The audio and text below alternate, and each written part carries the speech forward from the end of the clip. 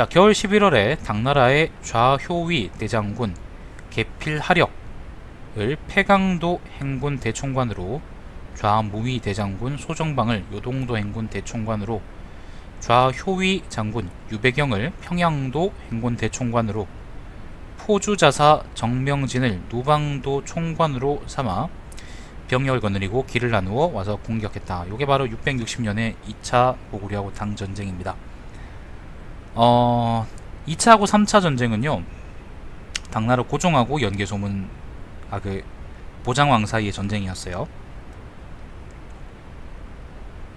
자, 보장왕 20년입니다. 661년입니다. 봄정월에 당나라가 하남과 하북, 회남의 67주에서 병력을 모집해 44,000여 명을 얻어서 평양과 노방의 진영으로 나아가고, 또 홍려경 소사업을 부여도 행군 대총관으로 삼아 회홀이라는 것은 위구르입니다. 위구르 등 여러 부의 병력을 거느리고 평양으로 나아가게 했다. 자, 여름 4월에 임아상으로 패강도 행군 총관을, 계필하력으로 요동도 행군 총관을, 소정방으로 평양도 행군 총관을 삼아 소사업 및 여러 오랑캐 병력과 함께 모두 35군이 바다와 육지로 길을 나누어 나란히 전진하겠다. 엠페러는 여기서 치죠. 치새끼가 스스로 대군을 거느리려고 하자 울추자사 이군구가 건의하여 말하기를, 고구려는 작은 나라인데 어찌 중국을 기울여뜨릴 힘이 있겠습니까? 만약 고구려를 멸망시키면 반드시 병력을 내어 지켜야 합니다. 적게 내면 위험이 떨쳐지지 않고 많이 내면 사람들이 불안해할 것이니 이는 천하가 나라를 지키러 옮겨다니는 일로 피로하게 만드는 것입니다. 제가 생각하건대 정벌하는 것이 정벌하지 않는 것만 같지 못하고 멸망시키는 것이 멸망하지 않는 것만 같지 못합니다. 라고 했다. 또한 마침 무라는 게 이제 그거죠. 당나라의 파워섹스 누구지? 측천무. 무도 시정해주기를 요청했으므로 황제가 그제야 중지했다. 중지했다는 거는요, 자기가 직접 공격하려고 했던 걸 중지했다는 거예요. 나머지 군대는 그냥 간다는 겁니다. 자, 그렇게 해서 육로로는 아까 계필하력하고 이제 누구 간다 그랬고, 해로로는 또 누구 간다 그랬죠, 그죠? 그래서 이번엔 두 방향으로 간다고 합니다.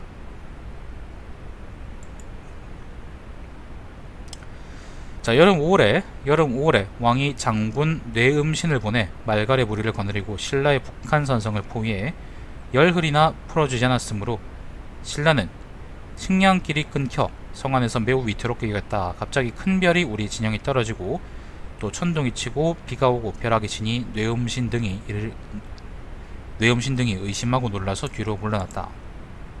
당군이 오는 와중에 아무튼 고구려군은 북한산성을 치고 있었던 모양이고, 북한산성은 여러분이 아는 그 북한산성보다 좀 남쪽에 있는 성입니다. 삼국시대는 그랬고요. 나중에 이제 훨씬 나중에 저 북쪽에도 지었다 그러더라고. 그게 지금 있는 북한산성이랍니다. 아까 그 이야기는 다 했잖아. 뭐 또 얘기하고 싶어? 자, 가을 8월에 661년입니다. 가을 8월에 소정방이 아군을 패강에서 격파하고 마읍산을 빼앗고 드디어 평양성을 포위했다.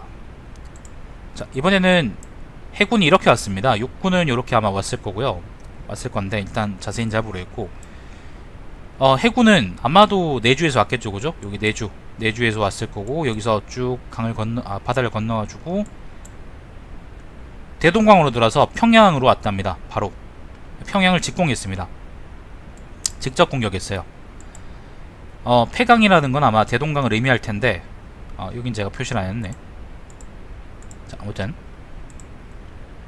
마읍산을 빼앗았다 그랬네. 마읍산은 아마 그 성 이름이겠죠, 그죠? 요 지역 이라고 추측이 되는데, 평양 서남 쪽이라 그랬거든요. 근데 평양 서남 쪽에 산이 이거밖에 없네 뭐. 마읍산을 빼앗고 평양성을 포위했답니다. 자, 9월에 개소문이 그 아들 남생을 보내 정예 병력 수만으로 압록강을 지키니 여러 군데가 건너올 수 없었다. 자, 연개소문은 어딘지 모르겠지만은 일단 연개소문은 여기 압록이 여기거든요. 압록. 그러니까 요 지역으로 보내가지고 그 당군이 여기를 못 건너게 막았던 모양이에요. 자, 계필 하력이 도착했을 때 얼음이 크게 얼었으므로 하력이 무리를 이끌고 얼음을 타고 물을 건너 북을 치고 소리 지르며 진격하니 아군이 무너져 달아났다.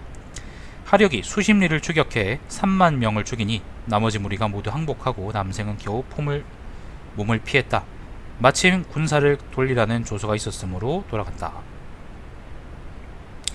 여기로 좀 미심쩍긴 한데 좀 미심쩍어요. 지금 당나라하고 고구려 사이의 전쟁을 보면 기본이 무슨 수만 명씩 죽어나가요. 근데 그 만 명이라는 게 그렇게 적은 단위가 아니거든요.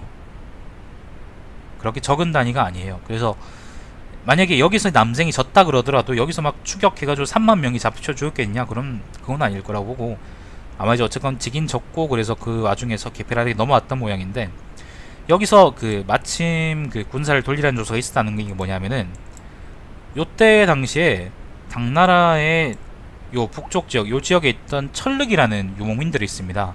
우리가 보통 역사 사회과 부도 같은 데 보면은 철륵이거나 아니면 뭐 정령 이렇게 나오는 사람들인데, 그 사람들이 당나라에 대해서 반란을 일으켰어요. 그것 때문에 그때 당시에 근데 당나라에는 모든 군대를 다 이제 고구려에 때려박았기 때문에, 꼬라박았기 때문에 그 내부를 그 내지를 이제 수비할 수 있는 그런 군대가 없었거든요. 그래서 아마 급하게 요동을 거쳐서 아마 이 안쪽으로 들어가던 육군을 그대로 회군시켰던 것 같습니다. 근데 난 또 납득이 안 되는 게, 도대체 그러면 그때 당시에 요동은 뭐 하고 있었나?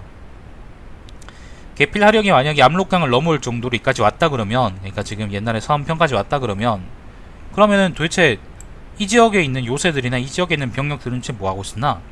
좀 의구심이 들어. 이상하잖아.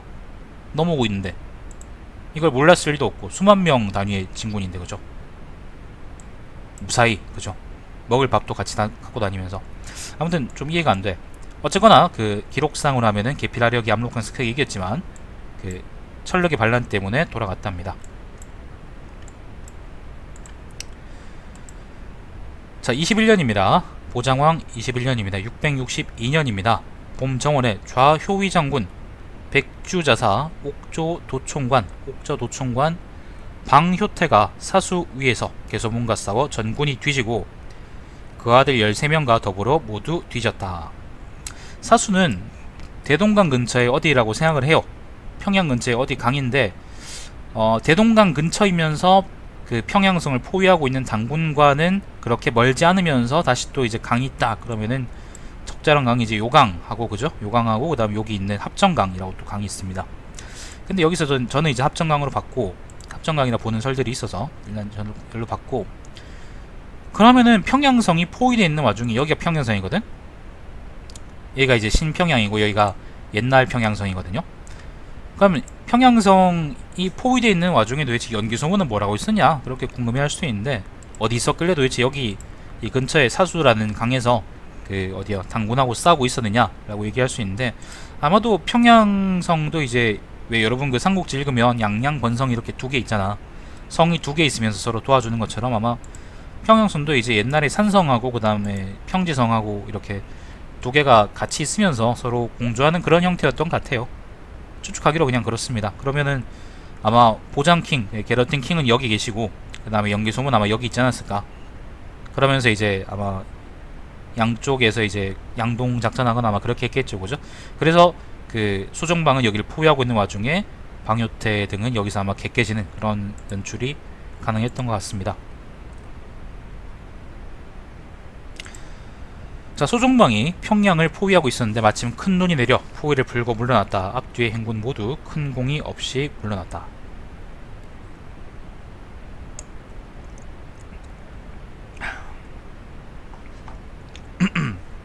물러났다는 건 이게 전쟁이 끝난 건가?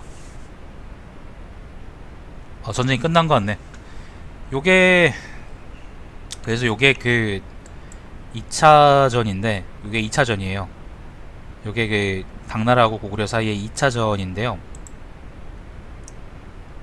그러면은 또 궁금할 수 있죠. 일단 눈에 보이는 게 도대체 그럼 평양성을 포위하고 있던 소정방이 이 새끼는 어떻게 됐을까?